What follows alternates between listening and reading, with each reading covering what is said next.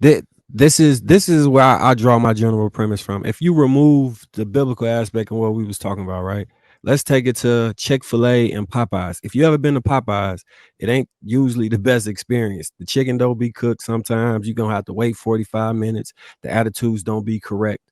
You go to Chick-fil-A, they smiling. That chicken gonna be on point. They gonna greet you. You're gonna get a consistent service level across platforms. And you know the reason is because attitude reflect leadership, right? They have a specific orientation on how they want their business run, and it's ran that way. Popeyes doesn't have that same that same representation and leadership, so it looks the way it looks because of that. If you go into men's homes who you be like, that's a solid man, and you see he stand on something and move with moral character, I bet you his wife a reflection of that. I bet you his kids a reflection of that. And the adverse is also true. You find an unemotionally regulated man that be acting crazy, that might up and lead a family or do whatever. I bet you his wife has similar traits, and I bet you his kids have similar traits if he's around, if he even has a wife. You know what I'm saying? If that's where the single mother stuff come from, right? We we ultimately are playing a chicken and the egg game, but we can't play that game because we the fucking man. Like, I don't get it, bro. Like, I know y'all want to be like, this the women's fault for doing XYZ, but at the end of the day, at the very end of the day, this shit all fall on us. It all does.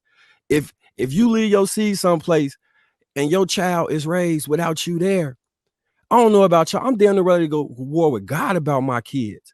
I don't give no fuck about nobody standing in the way of me raising them. They will be raised by me. Like, I really don't get it. I really just don't. Maybe I'm missing something. It's been like a 7-year disconnect. I ain't mess with social media, so some of the programming people may have got, I didn't receive, and I'm not receiving that shit. And I'm just looking from the outside like, that's crazy as hell. You mean to tell me y'all gonna like bickering back and forth with your no? Hey, no, that's not how this gonna go. Either it's going this way or you can go that way.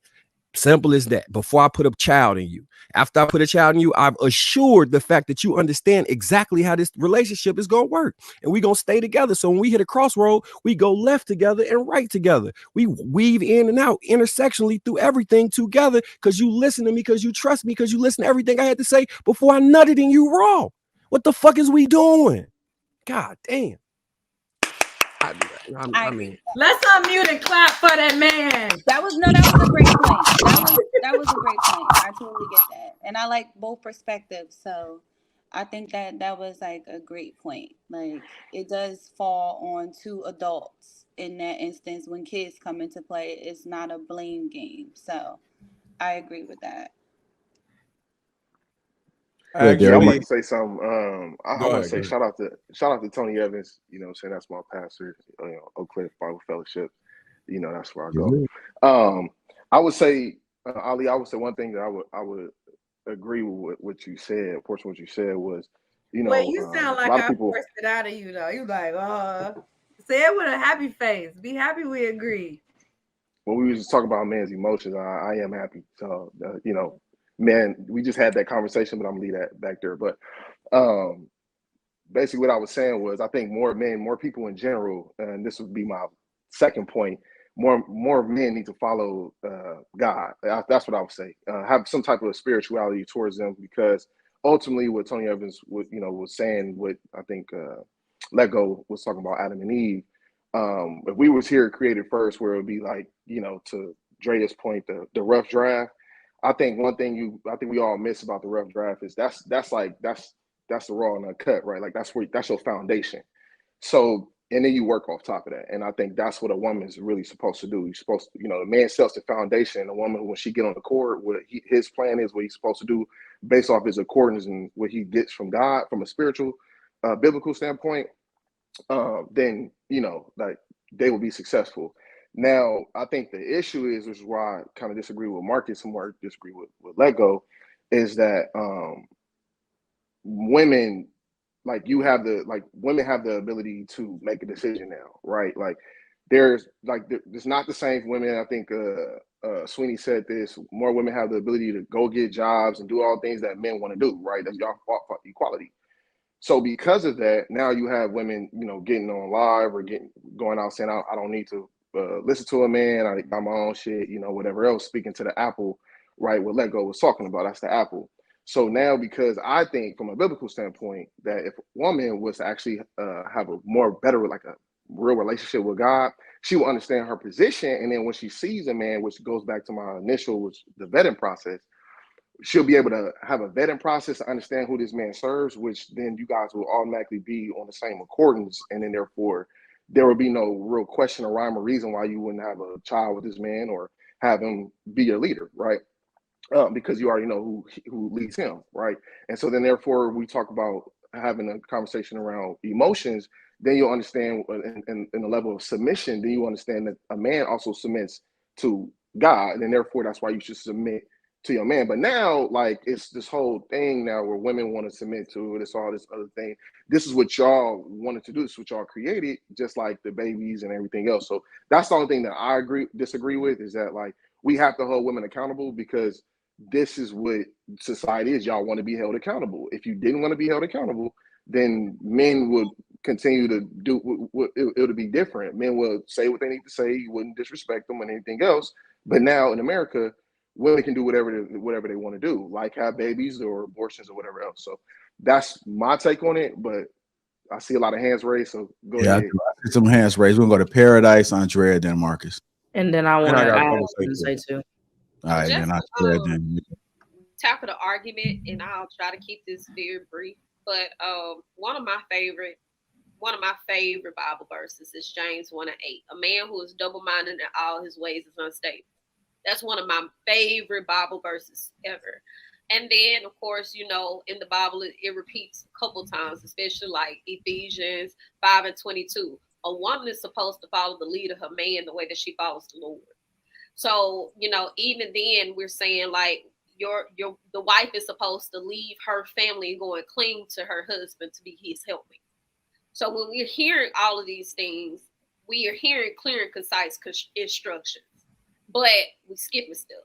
And again, I understand for this, everybody don't necessarily believe in the Bible or things like that, but he referenced it, you know, he referenced what was happening with Adam and Eve and things like that. But I think it's better that we take into the context of those instructions always reaped a harsher punishment when the man didn't follow them. Like, there were things that women were supposed to do, but it's always been destruction on behalf of the man if he allowed the woman to follow, if he followed the woman, if he decided to listen to the woman. We even seen it, the Helen of Troy. We even seen it, like the wooden horse. All of this happened to do with a woman.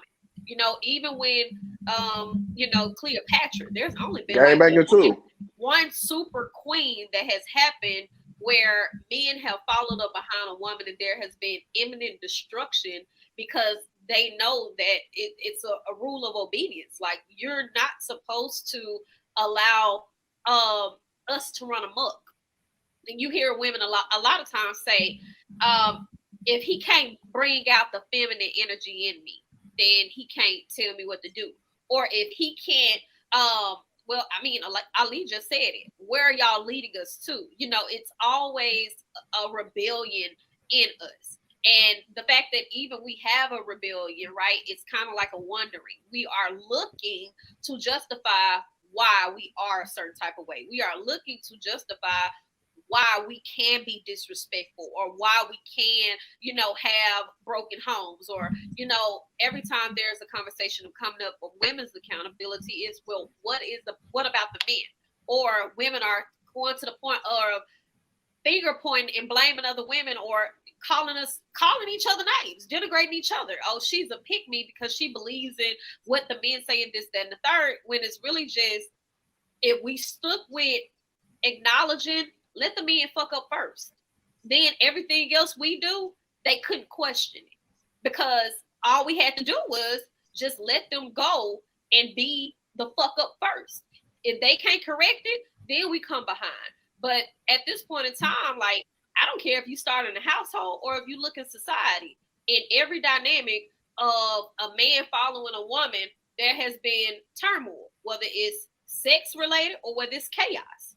But most of the time, when you see a man in charge, you will see there's structure, there's leadership, and when things go to hell, he gets the harsher punishment. You don't see that when it's women having a downfall. You see empathy, you see a lot of support, you see a lot of somebody's helping her. Hell, even when you talk about men and them building businesses in the Black community, you don't see a lot of people going to rally out and give money and charity donations for a man who's going to build his business. But a Black woman can say she need help, and I promise you, she can write a post or whatever, and she can have people donate to her and things like that, because people want to get behind and want to push and help women, and that's not the same way. So whatever they sow, whatever seed they sow, it will have to be really reaped from whatever they put out, which is why they're supposed to spread their seed all across the earth.